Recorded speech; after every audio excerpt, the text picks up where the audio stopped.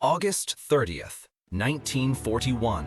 The wireless listening post at Knockholt, Kent.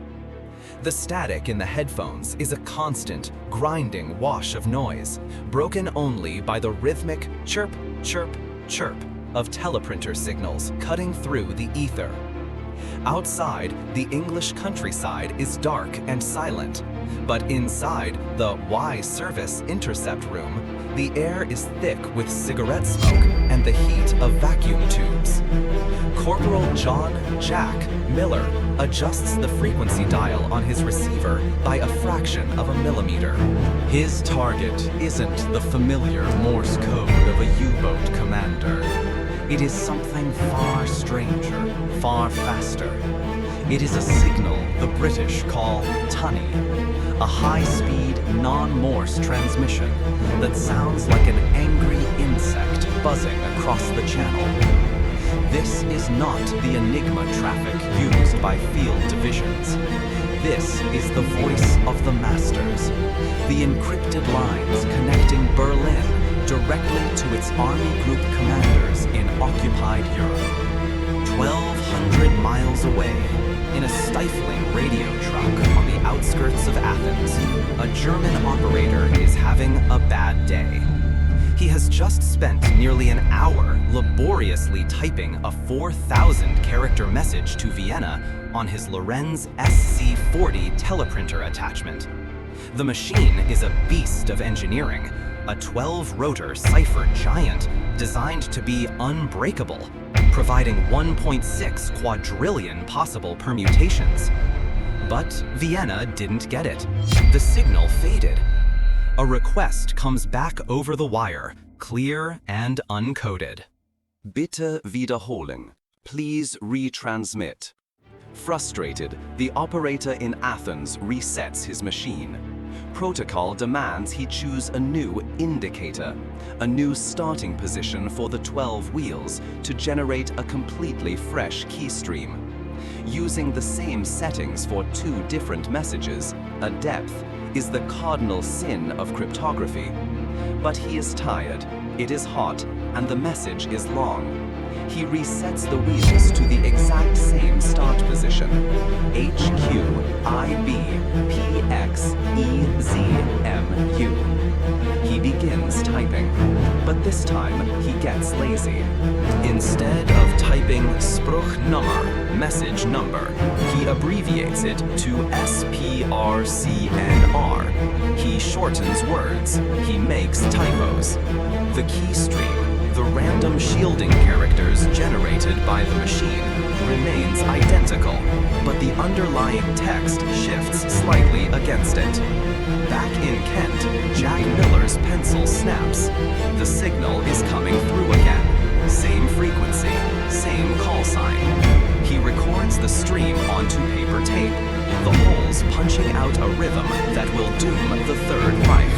A deep, steady narration with a calm but commanding tone, slightly gravelly, mature voice that carries the weight of wartime history. Clear, deliberate pacing, never rushed, allowing tension to build naturally. Subtle emotional restraint, controlled intensity during dramatic moments, quieter and reflective during tragic ones. Cinematic, documentary-style delivery with precise emphasis on key names, dates, and actions. A voice that sounds authoritative, historical, and inevitable. He doesn't know it yet, but he has just captured the I sold intercept, the single greatest mistake in the history of German communications. Bletchley Park, Buckinghamshire, October 1941. The raw paper tapes arrive at the Government Code and Cipher School in a dispatch bag. They land on the desk of Brigadier John Tiltman, a man with a mind like a steel trap. Tiltman sees the two messages from August 30th. He notices they use the same indicator. He overlays them. Because the German operator changed his spacing and abbreviations, the two ciphertexts are not identical, but they are in depth. Tiltman painstakingly works through the messages, guessing a word here, a phrase there. If the first message said Spruch Numer and the second said Spruch NR, the mathematical difference between the cipher characters reveals the key, the pure random noise the machine generated to hide the text. After 10 agonizing days, Tiltman strips away the German language from the transmission. What remains is a stream of 4,000 characters of pure key. It is the ghost of the machine itself. But knowing the key isn't enough. The British need to know how the machine generated it. They need to build a copy of a device they have never seen. Tiltman hands the data to the research section. "See what you can make of this," he says. The task falls to Bill Tutt, a shy 24-year-old chemistry graduate turned mathematician from Cambridge. Tutt is not a soldier. He is a puzzle solver. For 3 months, Tutt stares at the reams of paper tape. He looks for patterns in the chaos. He writes out the binary teleprinter codes, mark and space, cross and dot. He realizes that the machine doesn't just scramble letters randomly, it has a heartbeat. He detects a repetition period of 41 characters. It is a moment of impossible intuition. Tutt deduces that the first wheel of the unknown German machine has 41 teeth. He continues his deduction, finding a second wheel with 31 teeth, then 29, 26, 23.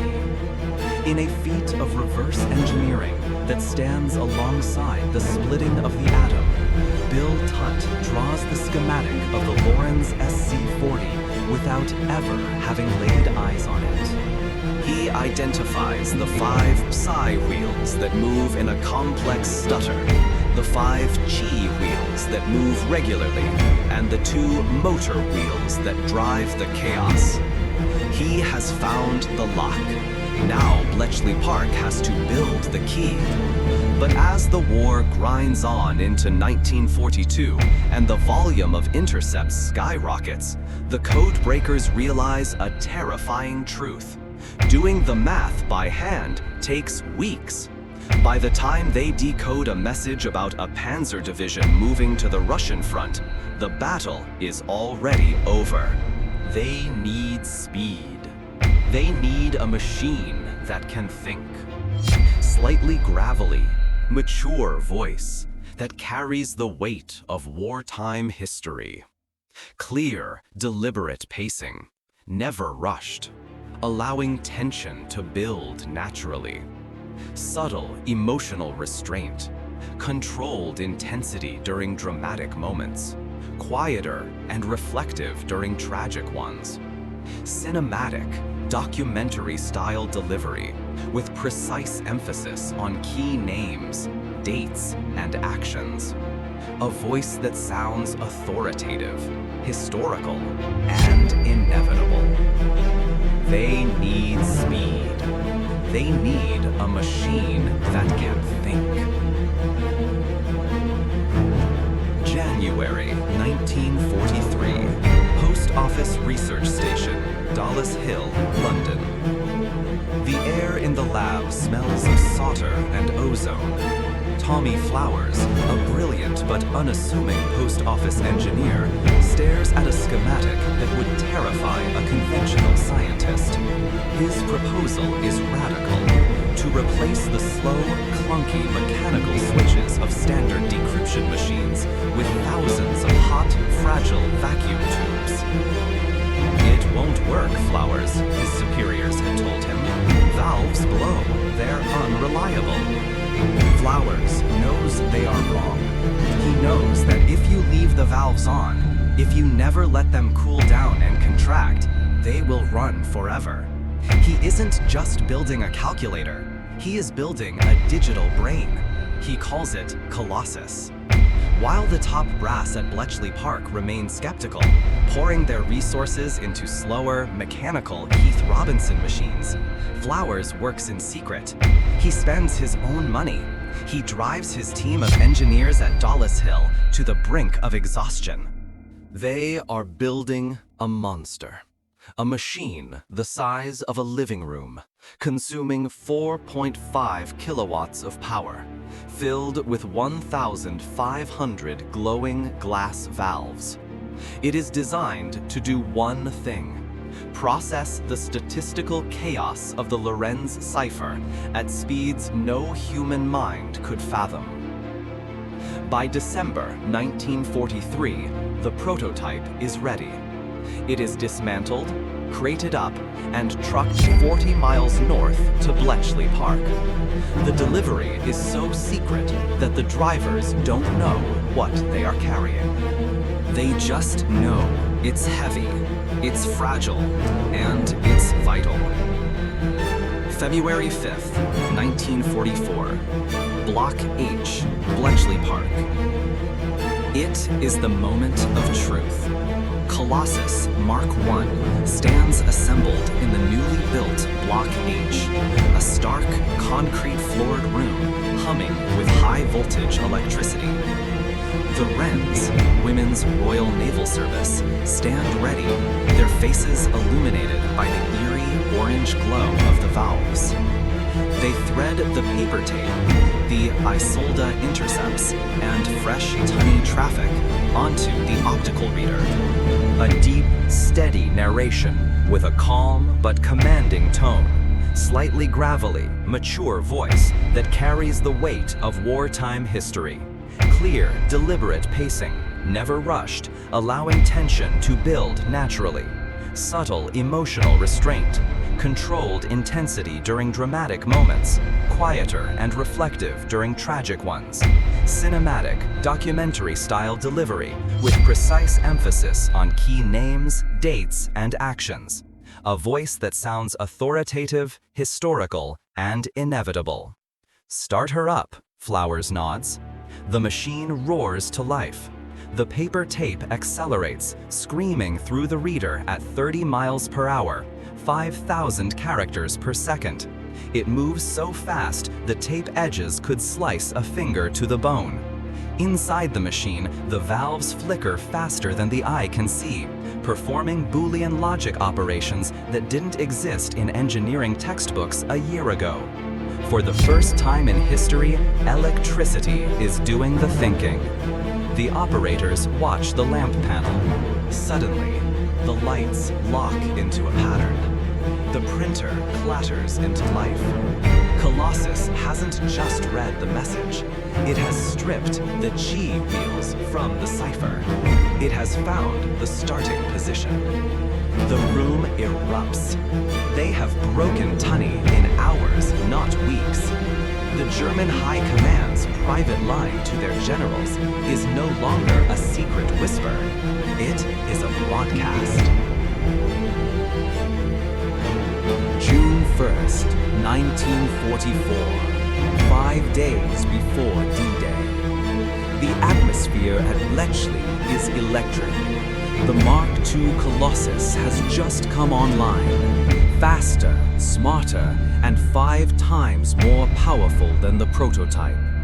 It uses 2,400 valves and can handle parallel processing, a concept decades ahead of its time. Supreme Allied Commander Dwight D. Eisenhower is pacing his office in Southwick House. He needs to know, does Hitler believe the deception? The deep, steady narration with a calm but commanding tone. Slightly gravelly, mature voice that carries the weight of wartime history. Clear, deliberate pacing, never rushed, allowing tension to build naturally. Subtle emotional restraint.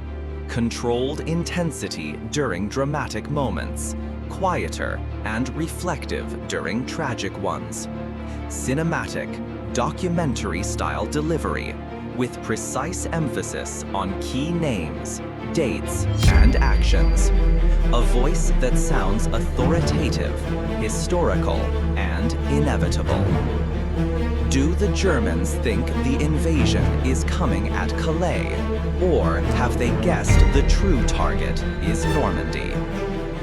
The answer lies in a stream of Lorenz encrypted teleprinter messages flying between Field Marshal Rommel and Berlin.